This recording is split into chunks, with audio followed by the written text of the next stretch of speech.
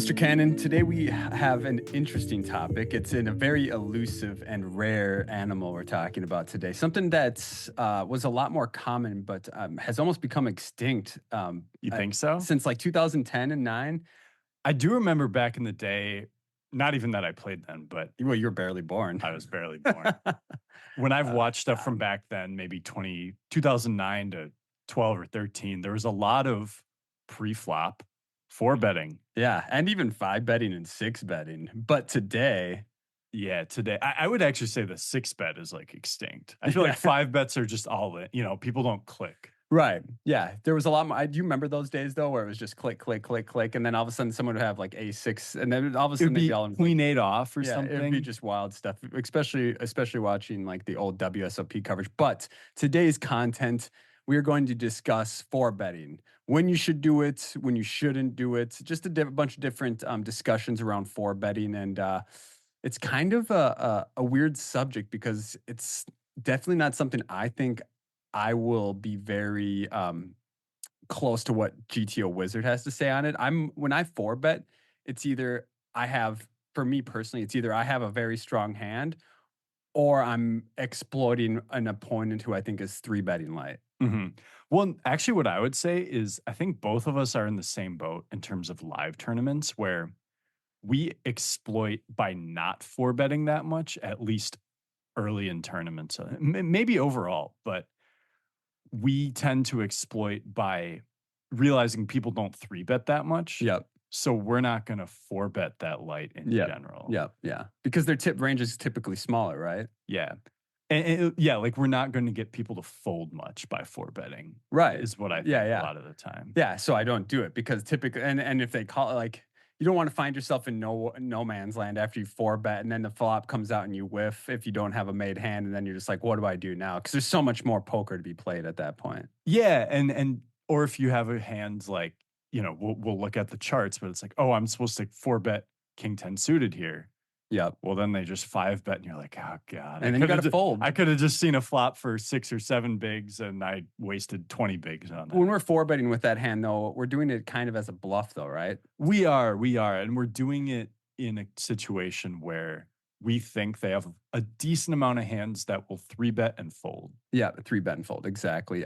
So today's discussion is going to be 4-betting. Our 3-betting episode, it's a study sessions 3-betting.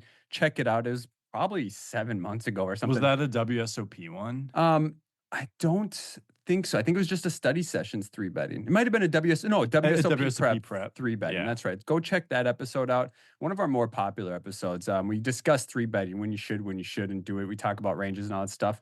Before we get into today's episode, though, I'm very excited to announce, and this is now going to be our second episode where we upload video to YouTube. Mm-hmm. You can check out our last episode, Study Sessions Hand Reviewing, where we discussed a bunch of different hands from beginning to end without no specific topic, but just kind of discussed how we think of hands. You can go find us on YouTube at Suited Kings Pod. Being that we're a new channel, we're kind of buried in there, so you might not find it unless you dig down in there a little bit, but you can't miss these pretty faces when you scroll to it. So make sure to check that out. And as usual, I post day of the release of our podcast. I post links on Twitter under the Suited Kings Pod Twitter handle. I'll put the YouTube link in there. You know what? I'll even throw it in the show notes here. So if you want to check out the YouTube video version of this and follow along that way, I know video is a lot easier for a lot of this kind of stuff. So check the show notes. I'll put the link in there. And I hope you guys enjoy that. So we're going to discuss 4-betting today. Before we get started, Wes, is there anything else we wanted to talk about? Couple of things. One last note on that, especially if you're someone who's listening to this and not watching the video, this is the type of episode where we are going to have some charts up. So it may help to look at the video. Yeah, that's a great point. Yeah. Other things are, clubs poker. We are having another meetup game this next Tuesday, which will be, I believe, whatever the day is. Sometime in the beginning of October. 13th. Yes. There's not many Tuesdays around that date. So whatever the Tuesday is around the 13th. the next Tuesday after this comes out, we're having another meetup game. If you're familiar when the Firekeepers tournament is, it's the following Tuesday. Exactly. That's how poker players think. It's just the date after this tournament. And I'm usually good at dates, but I just we always get to this point where we're talking about clubs, and I'm like, Yeah. it's on Tuesday, and I know I've If you guys haven't messed it up played before. online poker in a while, or if you have and you want to play online, make sure to check out Clubs Poker. We'll have a link in the description. If you sign up using our link, it helps support our podcast, so we'd appreciate that. If you're going to sign up, use that link. But if you want to play with Wes and I, we'll be in there Tuesday night, 7:30 p.m. Central Time, with a 55 sweeps coin tournament and then a 25 50 sweeps coin or cent sweeps coin, whatever, ring game. So come play some cash and some tournaments with us. I'm the defending champ again, which Yeah, is this pretty is sweet. ridiculous. I mean, Matt, I thought Just it call was me Matt. I was gonna say Max, but then Oh, you I quit your stopped thought. myself. Okay. Yeah, so the first 2 tournaments I got 2nd place in, which is kind of like it's good, but That's great. it Yeah. but it's also like a small turn. It's also like, "Oh, I'm getting runner up." Yeah. We usually But have around 500 sweeps coins up top. So it's still pretty good. yeah, but then you come in, so now you've won 2 out of the 3 turns because We've had we three meetup yeah, games we've had 4, but the or first four. time it was just the ring game, I think, Oh, that's and correct. then we've Yeah. had 3 tournaments. And I've won two of the You've won three. 2, and I've got 2nd in 2, which I really don't like that you've won 2 of We them. usually have around 15 to 20 entries. So Yeah, make sure to hop in and we're there. usually both 2 of them. Yeah, and I'm usually one or two of them. We like to splash around, but if you want to come play, make sure to come sign up for that using our referral link. Come play with us Tuesday. Hop in the Discord. I'll hop in there, and if you want to voice chat, if not, whatever. So if you want to say hi, we love to see that. And If you want to slow roll Max, I got I slow rolled encourage by it. aces last week by Boss Hog himself. So well done to him. And then I ended up busting him in third and bubbling. He's stone He bubbled. bubbled. Did I see that right? You had king 8, he had ace 8, and you just made trip kings. Was that Bro, I you think think I that did remember happen. that? I think he posted that in the Discord. That's probably right. Yeah. Yeah. Or Yeah. maybe I just rivered a king. I don't think I made trips. Maybe I did. Who knows? Who I mean, knows? would you expect anything less? No, no, of course not. um, before a little bit more before we get into the episode, this week in West, we have Fire Keepers. You and I are road tripping out there the day this podcast releases, which is Thursday. Mhm. It's going to be, we've been out there a few times together now. Yeah. Yeah, it's about a 9-hour drive from Minneapolis. Man, Firekeepers MSPT, one of my favorite MSPT stops of the year. If you're not familiar with MSPTs, they're $1,110 buy-in tournaments. This one typically gets like 350-ish thousand up top, something like that. Yeah, this one's huge. I think last October when we went, there were 2,900 entries. That's just mind-boggling. Yeah, it's insane. I'm So so excited. I'm really hyped. I'm kind of juiced today. I don't know if you can tell in the tone of my voice, but I'm ready. Max, you're always juiced. You're always fired up. We're You're fired up. always We're spicy. fired up. There's Okay. never a situation where you're Yeah. not. So yeah, and definitely looking forward to that. One last thing, the usual. Make sure to join our Discord. I heard our link was broken, but if you want to go to @SuitedKingsPod on Twitter, you can find our new link posted right there, pinned up at the top. Join our Discord. We have well over 200 members. Go give us, episode feedback. We do hand reviews. There's general chat where you can talk with people about what's coming up. We have live tournaments, online tournaments, discussion of everything poker. So come say what up in there, and we'd love to have you. You can find the link to everything in this show notes or at Suited Kings on Twitter. From there, let's go ahead and get into some four betting. When was the Let's last do time it. you four betted, Wes? Definitely last night online. Oh, okay. A lot. Saucy. A Yeah. lot. All right. So four I, betting's your thing. Not really. I just played a ton of tournaments. So, Oh yeah. you Okay. know, How did that go? decent. I had a lot of good runs that resulted in like one bubble, 2 final table bubbles, a third almost final table bubble. So I made like a small amount, but I could have made a ton. Hey, One of those nights. even breaking even is winning in my book. Wow. Okay, no, it's not. Shut up. Yeah. All right. Well, we got here GTO Wizard pulled up. We're going to be discussing some four betting. You'll get a little bit of the GTO Wizard thought behind it and what we should do with specific hands. Then you'll have kind of the field player aspect on what we think we do based on what we think our opponent's doing without looking at GTO Wizard. Wes, start us off here. Yeah. So what we're going to look at first, just as an example, is we're in a tournament, 80 big blinds deep. As hijack, we opened to 2.3 bigs, cut off 3 bets to 8 big blinds, or at least that's what we'll start with. That's the GTO sizing. And if it folds back to us, we're going to take a look at our strategy here, and Okay. then we'll Mhm. talk about what we do, kind of versus different types of opponents, but also maybe not even different types, but against specific um like against fields, Okay. against the average live field that we're playing against or online. The average Joe. Yeah. So what we would view as standard, maybe, Yeah. even if it's not what we're seeing on the charts. Okay. All right. That sounds good. So we're hijack. That's two behind the button. Then we open hijack cutoff, which is one behind the button, three bets.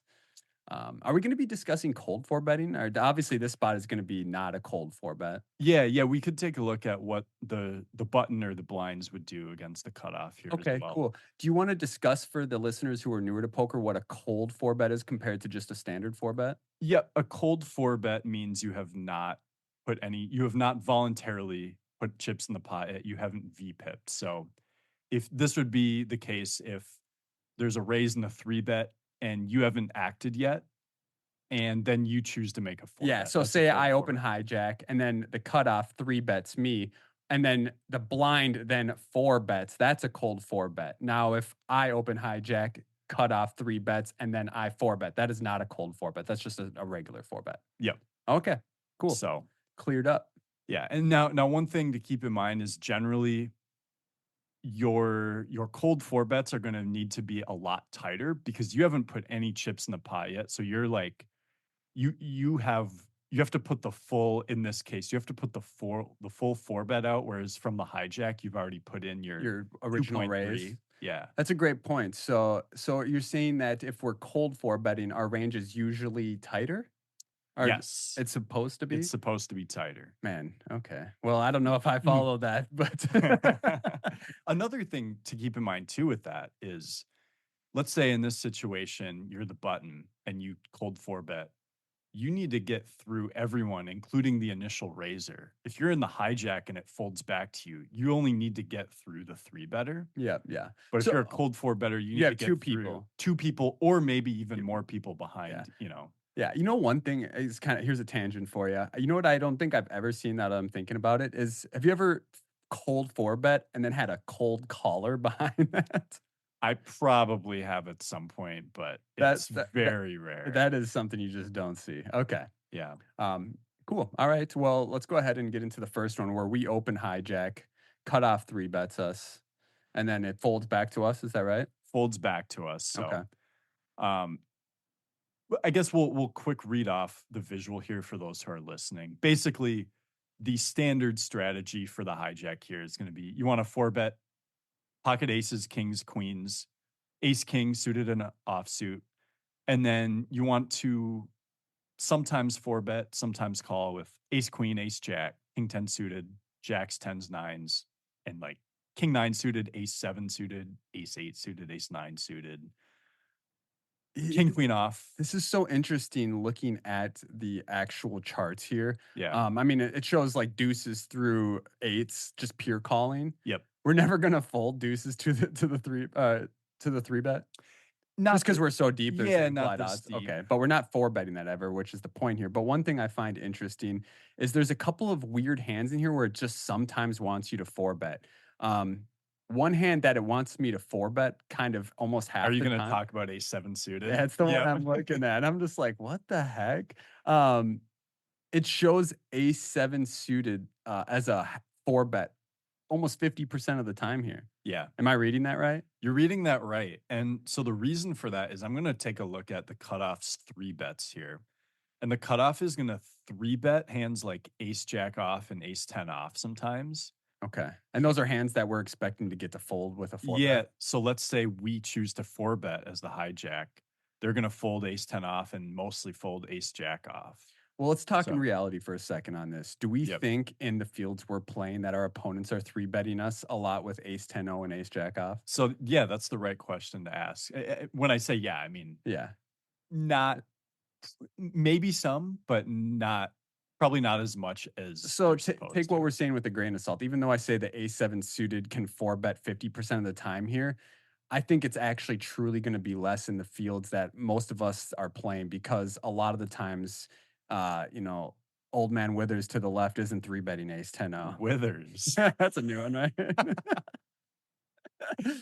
So yeah, and that's like that's the right way to think about it when you look at charts like this. So, when we talk about looking at these charts, it's more you want to understand why you're doing each of these things. So in this case, just because it says you're four betting ace seven suited almost half the time, and then even some like ace eight and ace nine suited, if you don't think that someone is going to fold correctly or they're not going to three bet correctly, you adjust from that. Okay. So in this case, I think we're making the assumption that people tend to just be a little more loose passive. Like they're going to call your open raise a lot, but they're not going to three bet you enough. Yeah. So that means when they do choose to three bet you, it's going to be stronger than usual. Yeah. So So probably not ace 10-0 and ace jack-o at that point.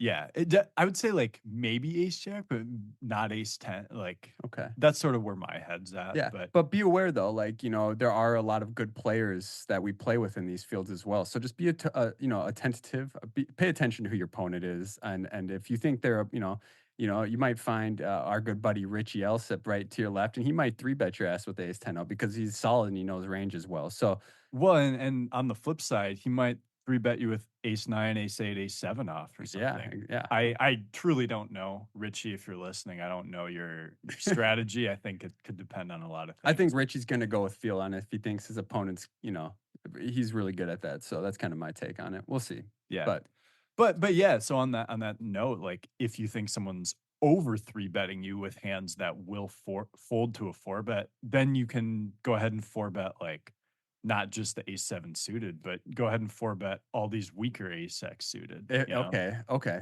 Interesting. Yeah, I mean, that's something that obviously doesn't happen often, but one thing I want to mention here for the listen or for the watchers, not for the listeners. If you're watching this video on YouTube, if you notice here, I'll put the cursor over it. These are going to be the colors and what they represent. So blue is going to be fold, green's call, red is raising, and then dark red maroon is going to be all in. So as you can see, like A7 here, for those aren't familiar with charts and stuff, the red being halfway through this box means like about 50% of the time they want you to four bet it, and 50% of the time they want you to call. So that's for the Yeah. watchers. And and yeah, that's a good clarification. And let's take a look actually at the lower right corner here where it shows each combo like ace-7 of spades. So obviously pre-flop, it doesn't matter what suit you have, but you'll see the 0.01 down there. And that means that by calling or raising your basic, I don't know why it says 0.01 next to fold. That should just be zero, but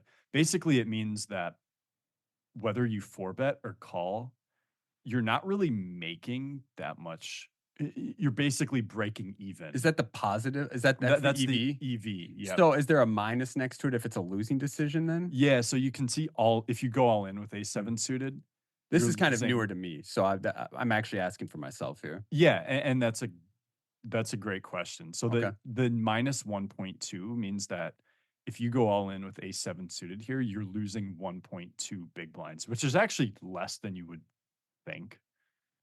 But I will also add that if you're doing this against a range that is a tighter three bet range, you're going to lose a lot more because they're going to have a lot of hands that can just call you and have you in really bad shape. Can I go on a tangent here? And again, another Mhm. question for myself, and for others who don't do a lot of GTOing, we'll say. Yeah. What exactly does that mean? You're losing 1 point X amount of big Of big blinds. blinds. Yeah. How do you explain that? The way you would explain that is, let's say you were in this position 10,000 times and you took this action those 10,000 times. Right. Obviously, you're going to end up losing 80 big blinds or winning 80 or plus the blind. So but So over the that average sample size. over that sample size, so if it was 10,000 of them, you would lose a total of 12,000 big blinds through Okay. 10,000 hands. So an Okay. average of 1.2 big blinds per instance. Obviously, each hand only plays itself once, but Okay. the Okay. the So that's so essentially the point or the one, say for ace 10 suited, it's a call. We're profiting 1.01 blinds every time we do that. yes, and that Okay. obviously that in this specific scenario. That is if you and your opponent both play correctly post flop, Yeah, which is rare, which especially is in the rare. tournaments we play. Yes. Okay. And so, but yeah, that's the idea. If we're looking at ace 10 suited here, it's saying it's actually still a profitable four bet, but it's more profitable to call. Okay. Yeah. So that's why it says call. That's why you can four bet some weaker hands than that. It's not that you're making more money by four betting ace 7 suited than ace 10 suited. It's just that with a hand like ace 10 suited or these other suited broadways that we see, on average, you're going to make more by calling them than four betting them, Okay. even though you'll make money by four betting them. Okay. Okay. So- And this scenario doesn't even want us to four bet the ace 10 suited at all, period. Just Correct. pure call. Yep. Yeah, the only time when you're looking at charts like this, the only time that it's going to tell you to do both is if the EV, that 1.01 number, Yeah. if it's the exact same for both of them. If there's Okay. one that gives you an EV advantage, it's going to tell you to do that one every time. Okay. Just a reminder on where we're at here, guys, kind of backing it up for a second. We opened hijack. Mhm. And then the cutoff three bets us. And this is going to tell us what hands we're four betting. We're also, just a reminder, 80 big blinds deep. So that's very deep. Yep. And these different, what we should do with these specific hands change as our big blind depth changes. Yes. So if we were at 40 big blinds, these would not be the same. It would not be the same. Yeah, absolutely. At 40 big blinds, we'd see a lot more all-ins actually. So don't just say, don't just, I guess my point with that is, don't just think, well, I have this specific hand and always four bet that no matter what big blind depth you're at that specific amount of time. Make sure you're aware of what big blinds or how deep you guys are. Yep. Yeah, no, that's really well said. And so let's talk about a hand like, you might wonder, why is king 10 suited supposedly a four bet more often? And it's sort of the same idea as the ace 7 suited. It's like we can fold out hands that dominate us, like king queen offsuit, king jack offsuit. You have a grin on your face, and you know what? I know what you're thinking about. You're thinking about a time you four bet ripped king 10 suited against Sawson. Yep. How do you remember that? No, I knew where you was months ago. Just one. I got the dead beat on you. You don't even understand. I had a smirk on my face because we're talking about king 10 suited, and this dude recalls a specific hand I four bet ripped it. And I wasn't at the table. He wasn't even at the table. I just told him about it, and this was months ago. You're a fucking robot, bro. that is crazy. I love that you said that. Yeah. So just for I think we've mentioned him on the podcast before, but yeah, his name's Saucin on you. His actual name's Tyler. He's one of the top earning tournament players on Global Poker. He's a listener of ours and a friend of ours. He's super awesome dude. So what's up, Tyler? Yeah. Anyways, well said. Well, nice call. Dude. Yeah, that was pretty. Just the chuckle. Back on track. Oh, that's amazing. So yeah. Anyways, a hand like this, the reason you might want to four bet it is to fold out a king jack offsuit or a king queen offsuit, because you playing out a position against those hands is pretty bad for you. But if you get to fold out hands that dominate you, that's great. Along with that's the goal with four betting hands like this, right? Is just to fold out. It's the fold out hands that beat you. Yes. Yeah. Yeah. And now the reason that you and I, even though GTO Wizard wants to mostly four bet king 10 suited, the reason why you and I are probably mostly calling it in our average situation is because we don't think that our opponent is going to four bet the weaker part of their range as much. Yeah. So we don't expect to get as many folds when we four bet. Okay. So if we four bet king 10 suited, knowing that we're going to get called almost all the time, probably shouldn't four bet as much. That's a bad thing for us. Yeah. So don't four bet king 10 suited if you think you're getting called. Yeah. Because now we're in nowhere's land, especially if you whiff. Yeah, then it's at least you get to rep aces and kings, but it does and just remember, guys, this goes so deep as we get post flop, but today's episode specifically going to be pre flop four betting. So we're not going to go into we could just probably do a million episodes specifically on playing post flop after a four bet or three bet. So yeah, we will. We'll probably get close to a million episodes. Yeah, and we got a lot of content. So yep. All right. Anything else on in this specific spots that One stand hand, out to yeah, you? there is. I'm looking here down in the kind of middle left corner, ace jack offsuit. Yeah. This is a hand that I'm almost never calling to a 3-bet at this depth, and almost I'm either folding or 4-betting. Interesting, okay. Yeah, I just I mean, that might be incorrect, but I I actually don't think so. I no. explain what you're gonna say, but Well, I'm just thinking of, I mean, and this all kinda stems from my history of playing, right? yep, I find myself flatting hands like ace jack, especially not ace 10, but ace jack being like the bottom. Um, maybe ace queen off and ace jack off are close, but ace jack off, playing as a say you get three, you open ace jack off, you get 3-bet, and then you flat it. Playing a hand like that out of position just so frequently is going to get you into tough spots where you're just going to be losing a ton of chips. Like you get the ace high flop, and then you're just they getting bet twice they and you're bet like, twice, and you're just getting, and yeah, and you just don't know if you're ahead or not, and you're getting value owned most of the time. And then once in a while, you might pick off a bluff or have the best hand, but most of the time, you're just going to lose a ton of chips. so yeah, I agree, and I think even though this chart says to never fold it, the reason I think it's you're correct to fold it and why I often do the same thing is if we look again at the lower right where it has the EV, calling and four betting, it makes like no it's basically breaking Almost break even. even. Yeah.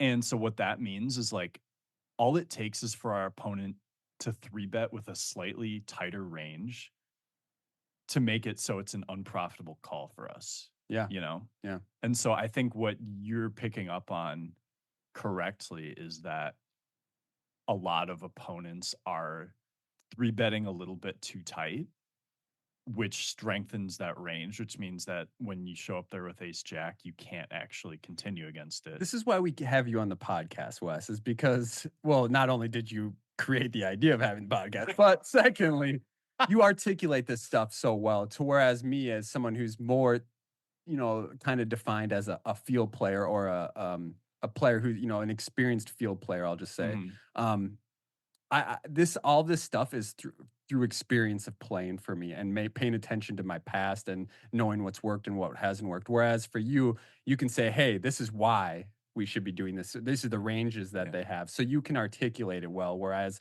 I'm just like from experience know that it's not the correct thing to do. Yeah, and that's why as a field player, as long as you're an experienced field player, you can come to a lot of the same conclusions. Yeah, I mean, and that's kind of what, yeah, 100%. If you study this stuff though, you can get there quicker. You can, yeah, and I would say I from only lost $4 million to learn to not call ace jack off. Just kidding. I bet someone has somewhere. Probably, yeah. Yeah. So, yeah, and I would say, coming at it from the studies side of it, for those people who really go deep into studying these charts and trying to play theoretically sound, like, it can be tough to you can find yourself in these situations and be like, "Oh, I made the correct play pre-flop." It's like I four bet with ace jack offsuit, and I'm supposed to do that, whatever, 60% of the time. So I randomized and I ended up four betting, but then they always have it. And it's like, okay, well, what you can extrapolate from that is they do usually have it, but the way you make money is the fact that they don't three bet you enough. That's the mistake they're making. Okay.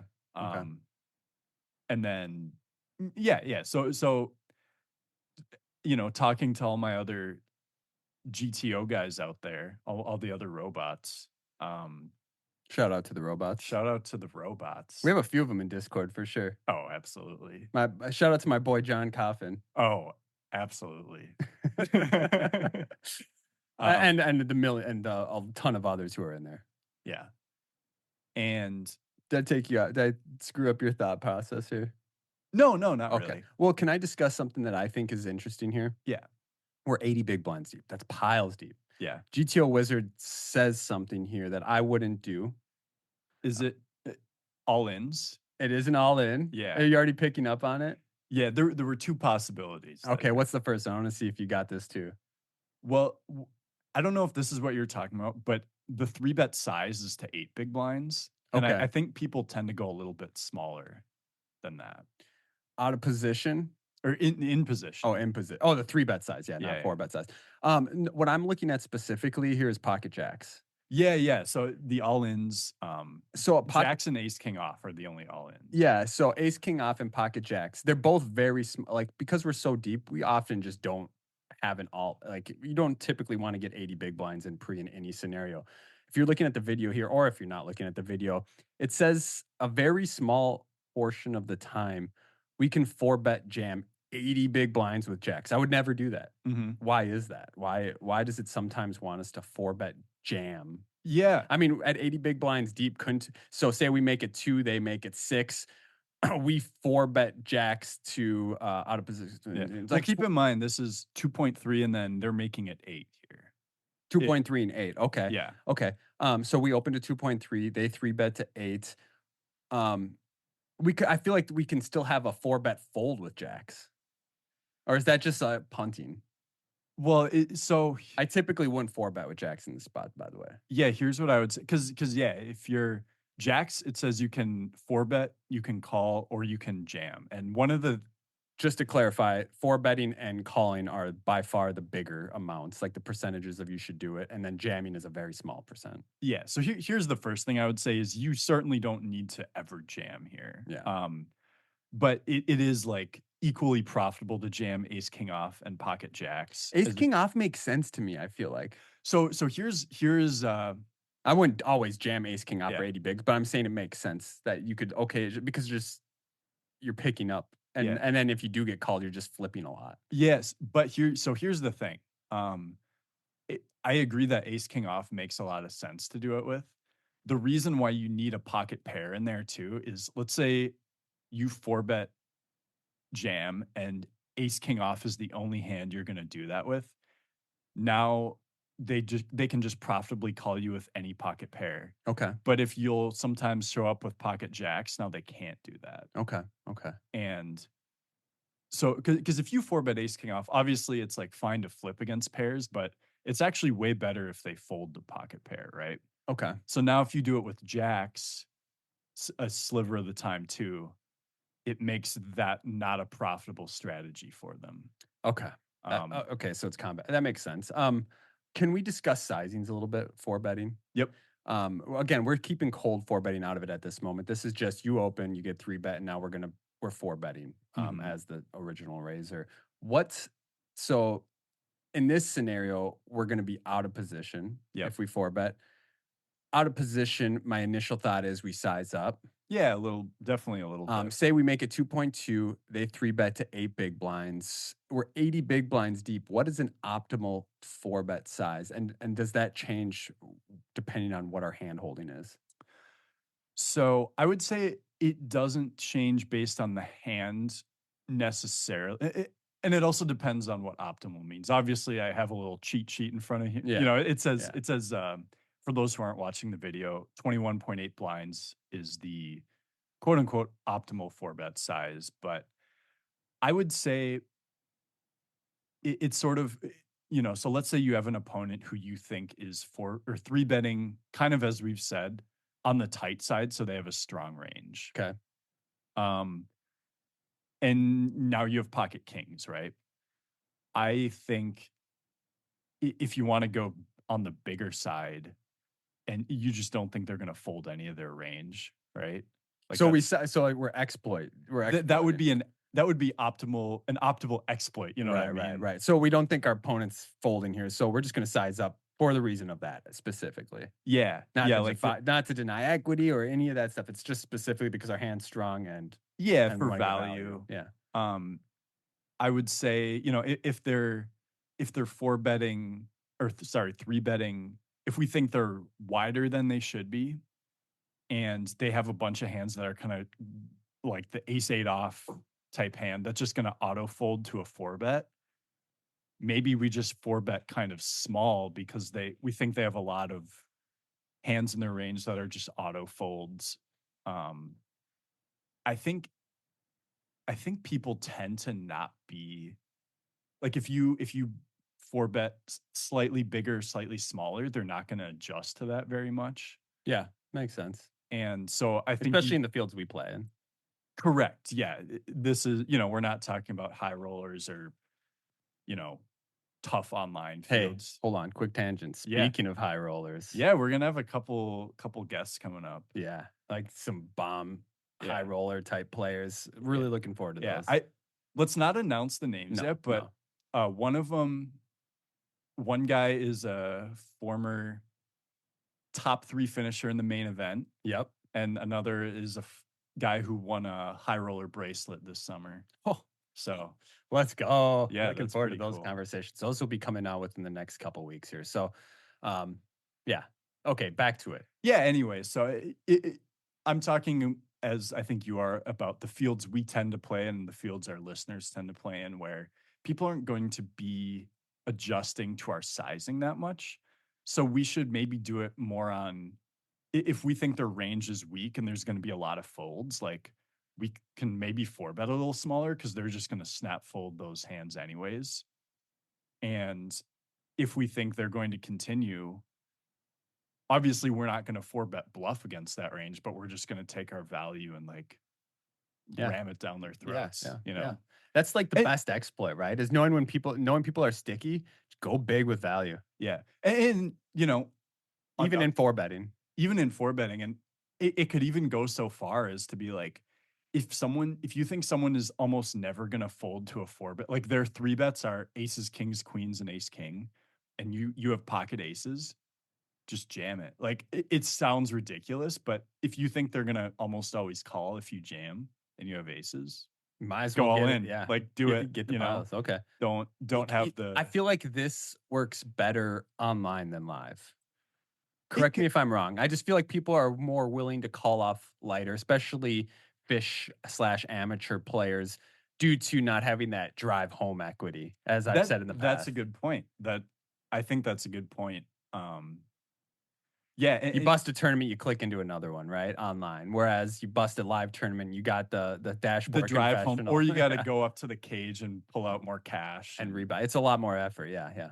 yeah. So You have to like endure people seeing you stand up from the table yeah, the walk of shame, as they say. on level 3 or whatever.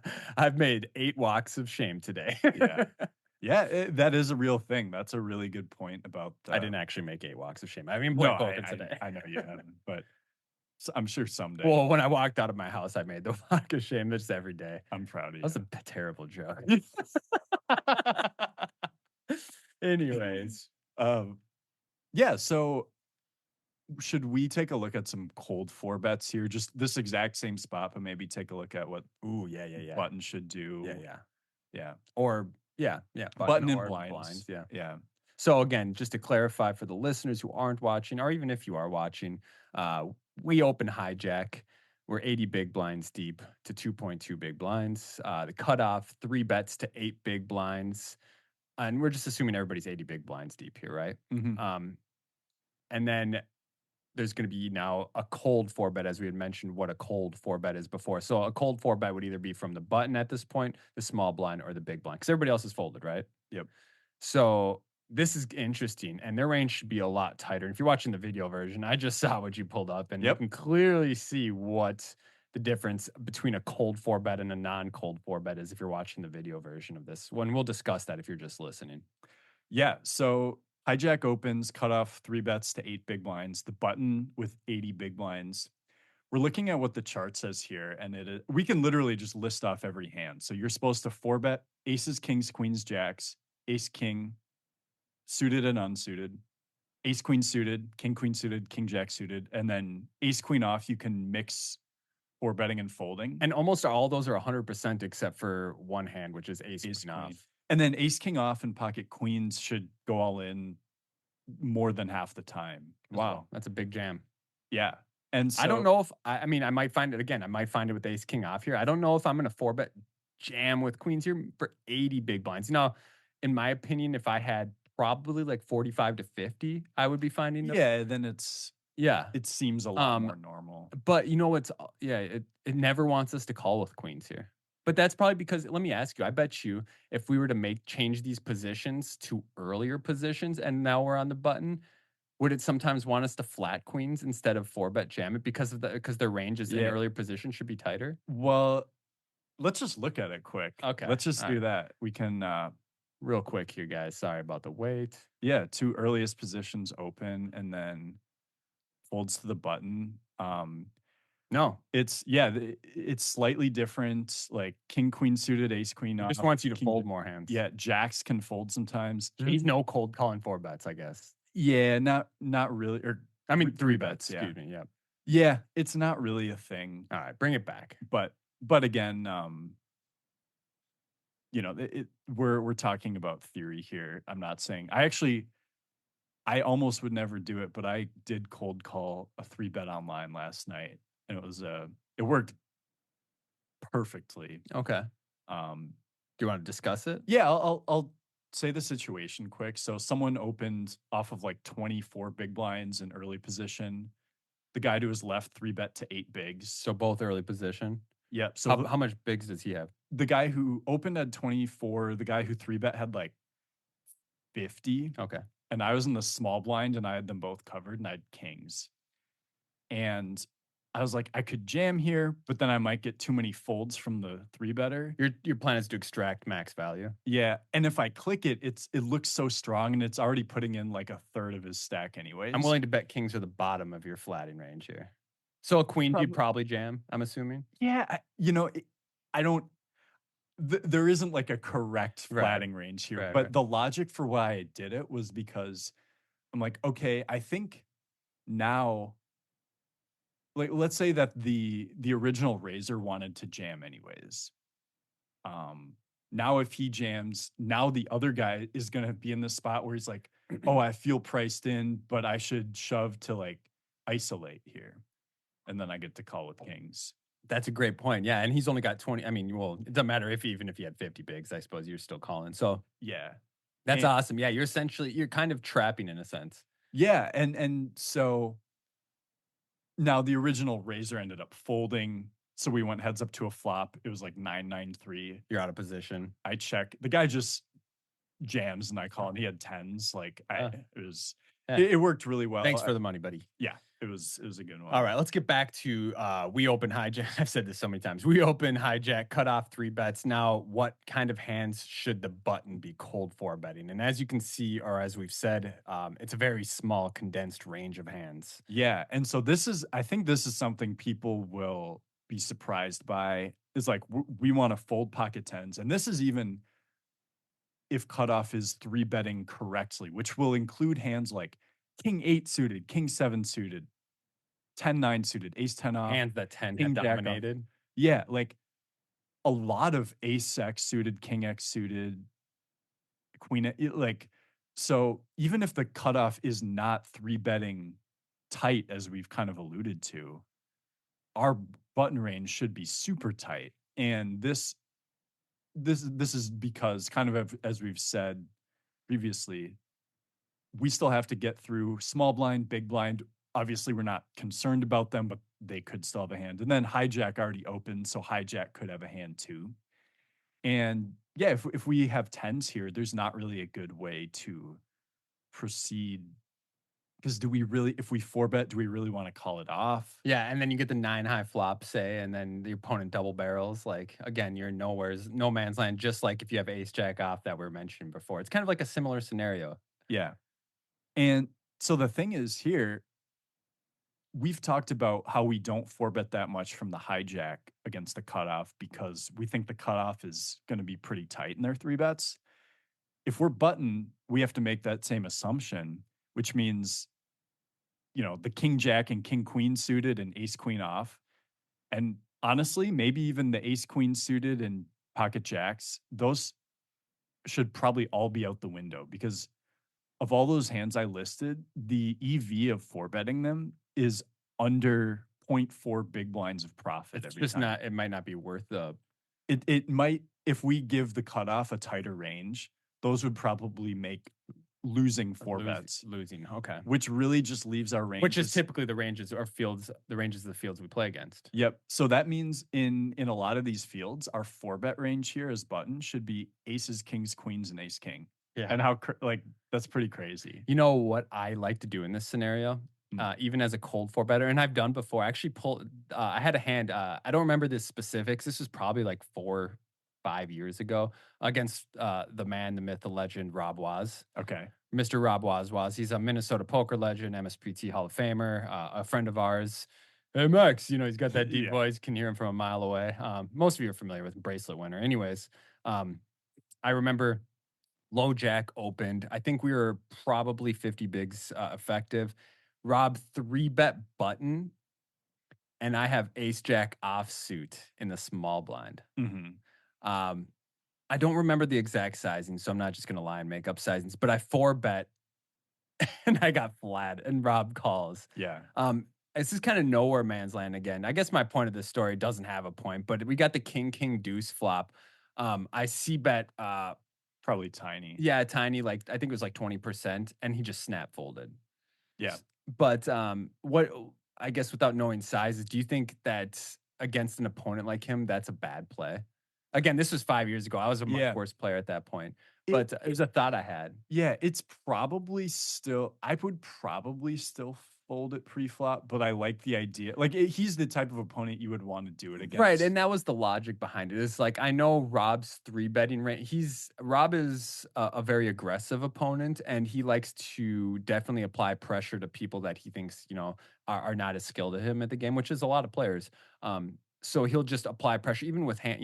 But I'm assuming with He a coulda very had large range. 7-5 suited. Yeah, Yeah. exactly what I was going to say. Actually, not, but a suited connector type hands. Mhm. Um, so that's the reason I took that hand. So I guess is that would we just consider my four bet an exploit there? Yeah. Oh, absolutely. That would be because yeah, that would be a standard fold to make. Yeah, Like, it would be a and I would if it wasn't Rob three betting there, I would fold. yeah, and you probably took into consideration the opponent he was 3 betting. You figured it was someone he thought he was trying to isolate against Yeah, them maybe, definitely. Yep. and Once he called me though, I was like, shit. I don't remember my sizing, but The yeah. yeah, so I would say actually when you 4-bet there, I also feel like he'll be the type and there's a player type in mind here where he's gonna call a lot of he's not gonna fold that much to the 4-bet. He's still going to, Especially in position. especially in position, but you're kind of now turning this into a value 4-bet in a way. Yeah, I guess you're right. You know what? It technically is up because if we're assuming that our opponent is three betting hands like 5, 7 suited, Yeah. we're four betting ace jack as a value raise. Yeah, it's a high variance play, but obviously there's I think no that's the way. best way to put it. It's a high variance play and one you typically shouldn't take. Yeah, but if he has enough of those weaker hands, then Hashtag it's conviction play. yeah, then it's probably a good play in the sense that you will Slap me if often. I ever put a hashtag in front of something and verbally. I'm going to after we get off video here. Okay. So yeah, and that's the sort of thing. So if going back to this situation, um, as the button when we 3-bet or 4-bet, excuse me, if we think the cutoff is going to be loose, then we can take a look at, so let's pocket tens here. If we look in the lower right, if we 4-bet, it's only losing 0.04 big blinds. So that means if the cutoff is even a little bit looser than they should be, now tens is going to make a good 4-bet. Ace jack suited is only losing 0.03 big blinds. Interesting. Ace, So as the EV gets closer and closer to zero, if we think our opponent is getting wider, we can expand that range to make it those we can expand our range because those hands that we're slightly expanding to will now be profitable. Is yeah, is that articulated well? yeah, that's well said. Okay. It's the sort of thing. It's like, okay, just because we think someone's wide in general, it doesn't mean we should take 6-3 off because unless we know for a fact they have a hand that they're going to fold, we still have to have something playable, something that's, not screwed if we get called, etc. But Okay. but yeah, I would say like taking these ace jack suited, ace queen off, pocket tens, nines, And one ace. thing I Yeah. notice a lot. So, for example, those who are listening, if you're on the button here, and you have a raise and a three bet in front of you, it wants you to snap fold ace jack suited, even Yep. 80 big blinds deep. Well, I am willing to put my house on it that a lot of the people we're going to play against are just going to flat ace jack suited because they look Yeah. at these hands and they're like, this is a premium hand with no consideration of what the opponent ahead of them is three betting. Mhm. They're just like, I have a good hand. I waited a long time to get this hand. I'm not going to fold. Yeah, and So yeah, we're take that into consideration. snap folding ace jacks. I think a lot of people would flat a lot of these pocket pairs, you know, Yeah. eight Yeah. sevens, kind of like the Sevens, same eights, thing, nines, kind ten. of hoping, thinking like, okay, we're in position. I hope that hijack does not four bet. I wanna add another thing too, and this is a kind of off topic because it's not for betting as the button here, but if I'm the button and I have a 2.2, well, these sizes are a little bit larger. The 8 big Yeah. blinds is that might deter me a little bit more, but say hijack opens 2 and cutoff makes it 6 bigs and we're 80 big blinds deep, Mhm. I might call with 8s up Yeah, and set mine because the implied value of getting a double at 80 bigs deep, uh, is just massive, right? yeah. Yeah, I mean, I think, like I guess it doesn't even give us call as an option here, but the thing is, it it just won't do it for anything that we do 0% of the time, Right. pretty much. And yeah, I mean, I think, and so I think your assumption there is the hijack is not going to usually take advantage of this. If the hijack opener is someone who you think is gonna four bet a lot, Then then I'm you're going gonna to be more fold. careful. Yeah, Yep. I'll de if yeah, if I think my the hijack is a lot even just a little bit more capable of 4 betting, I'll just let those hands go. Mhm. Because then it's not worth putting in the 6 to 8 big blinds and having to fold to a 4 bet. Yeah. 'Cause Yeah. I do not I mean, for example, if I do say it's, cutoff opens or hijack opens 2 big blinds, cutoff makes it 6. I flat 6 on the button, and then all of a sudden, hijack 4 bets to 22 big blinds. I'm not then just gonna call with that same thought of set mining for implied value. My plan is to then fold at that point. Yep. So, yeah, that's where the idea of cold calling is very risky in the sense that you don't even know that you're going to see a flop. Alright, alright. So, We should probably start wrapping things up here, Mr. Wesley. Is there any other topics you want to touch on regarding this? I think the last thing I don't think we mentioned this is the four bet sizing for the button here is going to be a little bit smaller than the hijack. Now, actually, it's Is it because we're in position? yeah, we're in position. It's going to if the cutoff. Let's put ourselves in the cutoff's position here. If the button four bets, so the GTO sizing is 20.6 big blinds, which actually I would have expected it to be even smaller than that. That's still 2.5x Yep. from the 8 big blinds. But from if we're in the cutoff's position, we just three bet to 8 big blinds. When the hijack four bets us, we call in position against a slightly looser four betting range. Whereas when the button four bets, it's a tighter range, and we're going to be out of position. So that from the standpoint of the cutoff, we are going to have to fold. We're going to have to play a lot tighter against the button four bet, the cold four bet, than if it folds back to the hijack and they four bet. Okay.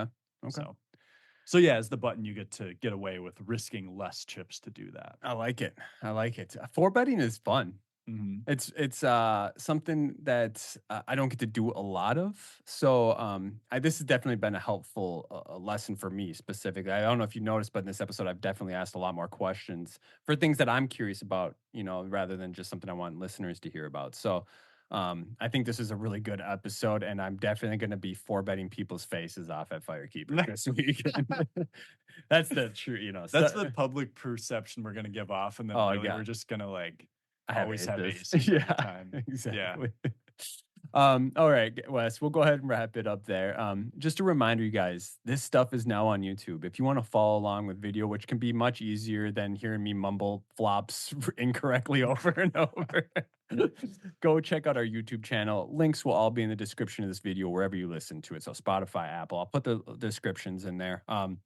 Check out our YouTube. That's at Suited Kings Pod. If you search on YouTube, you might have to dig a little bit because we are a new channel, but you'll find it. Make sure to subscribe to us. That will help our channel get to the top of those search bars. We want people to be able to watch these and enjoy and learn from them. And yeah, and also grow the Suda Kings brand. We want this podcast to grow and to have more listeners. And yeah, so we just look forward to all of that. If you're going to be in Firekeepers this weekend, make sure to stop by, say hi. Wes and I will both be there. We'd Mhm. love to hear from you. Hopefully, I just ship that thing, and I'll let Ooh, you that'd be take some nice. final table place. That's very It's sweet, very very kind, right? thoughtful, Yeah, yeah. that's for sure, for sure. And I think we've already, uh, pretty much promoted all that other stuff at the beginning. Is there anything else I'm missing? I think that's it. Got some good interviews coming up. Very much looking forward to those. I know you guys have been craving a couple interviews. It's been a few weeks. So, Ari was our last one, right? That was about a month ago now, almost. Oh, I think that was over a month now. Yeah. All right. And The we might even have back to back interviews. So, we depending on when we release them. we definitely might do that. We'll see how things shake up as far as scheduling. Um, I did think of one more thing. So this weekend, Firekeepers. Next weekend is the Yes. Fall Poker Classic main event at Canterbury. And Yeah. actually, there are going to be some of you guys that are playing the Fall Poker Classic this weekend, the Mystery Bounty. Um, would love to play it, but Firekeepers is just too good. But next week, I think we'll be making some final table predictions for the Fall Poker Classic main event again, Yeah, like we if did you're a last year. Midwest player, you'd be familiar with the FPC, the Fall Poker Classic at Canterbury Park. It's been a staple in the Midwest, mostly Minnesota poker community at Canterbury Park for the past 20 years or something, Yeah. something probably close to that. The Fall Poker Classic main event last year, we did predictions. We're going to do it Huh. again this year. This How did year, those go? I yeah, forgot. well, yeah, you scooped me. Not only I think he guessed 3 or 4 players. I think, So yeah, so we each guessed 3. and you had. All 3 of mine bagged on the first flight, plus I don't myself. think mine even didn't even mine even bag. You had one guy, I think you had Paul Cross, who made it to the final 3 or Yeah. 4 tables. Yeah. But all 3 of mine not only outlast yours, but 2 of mine Final table. final tabled, joined me, I should say, at the final table. And you got second in that last year. I got second. To our boy Ian Matakis, who we've God. also had on the podcast. Yeah, twice. Yeah, twice on the podcast. Make sure to check out Ian's episode.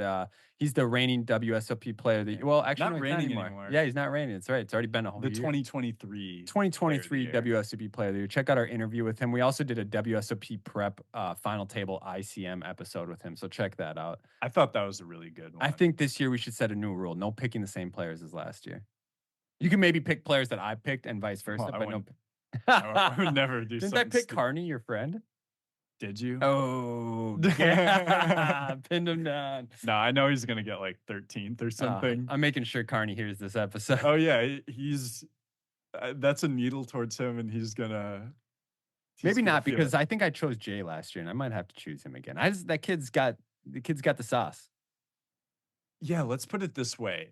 Maybe we're not allowed to pick anyone who's already been a winning pick for us. Okay, all right, that sounds good. So I can't pick Ian or Blake. Okay, And we can't pick ourselves. I mean, obviously, I would do that. But all right, guys. Hope you guys have a wonderful week. Hope you make a ton of money playing online or live or whatever it is. or at your job. Yeah, or at your job. If you're just listening to this, just make money, right? Yeah. That sounds good. Support yourself. You bum. Yeah, have a great night, guys, and we'll sign off there. See you next week.